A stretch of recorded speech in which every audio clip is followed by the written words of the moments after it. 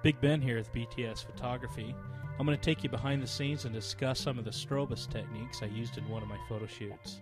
I'm going to show you how I was able to get the studio quality lighting on location using nothing more than a single off-camera flash.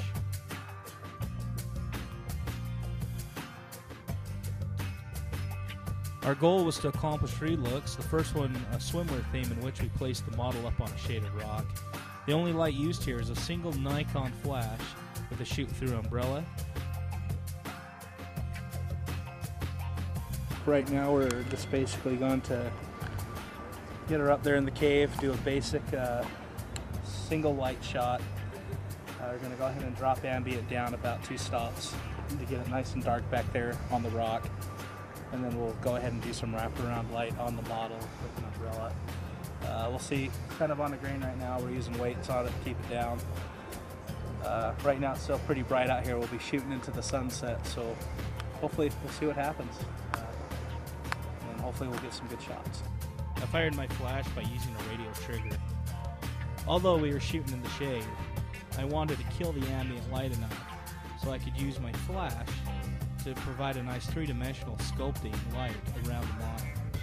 I did this by increasing my shutter speed to 2/50th of a second, which is the maximum shutter speed that my camera will allow me to sync with the flash.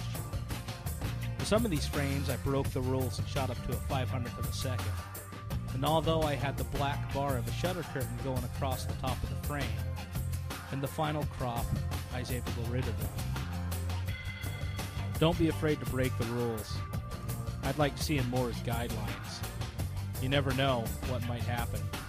The results might surprise you.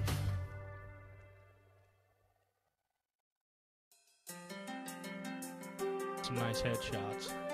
With the sun fast approaching its golden hour, I decided to use it as my key light. The sun, although flattering, still provided some really harsh shadows upon the model's face.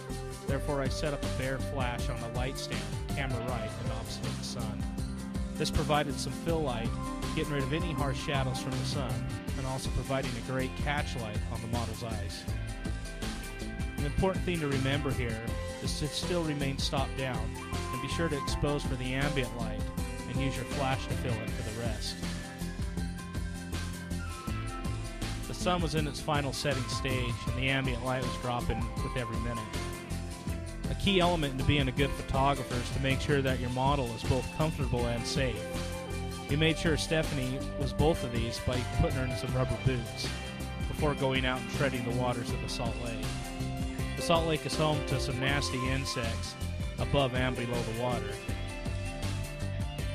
With the ambient light changing every minute, I consistently and constantly had to adjust my exposures every few frames.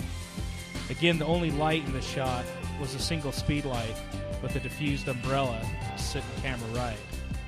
I adjusted for the exposure of the setting sun and then used the flash as a fill light to appropriately expose for the model. I feel that speed lights are made for this purpose. They're light, portable, and cheap and easy to use. I know I sure wouldn't want my $2,000 Pro Photo monolight sitting out in the brine of the Great Salt Lake. Although the big studio lights have their place and their purpose, I hope I've shown you that you don't need $8,000 in gear to get some great studio quality photos on location. A single speed light's all you need at times, and despite their limitations of power and watt seconds, they tend to work great in situations such as this. I hope you've learned something, or at least inspired you to go out and shoot. Happy shooting, and thanks for joining.